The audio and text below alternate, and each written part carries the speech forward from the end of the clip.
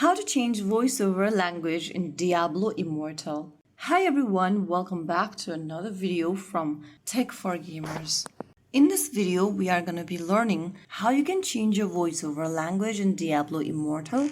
It is quick and easy, so let's jump in. First of all, launch open the Diablo Immortal game, and once you're inside the game, go to the upper right corner and tap on the menu button. Now from the expanded menu, click on the gear icon at the top right, and from the settings menu that appears on the screen, make sure you're inside general and to go to language voiceover option. Just tap on the language right next to voiceover and select a different language voiceover you want to download.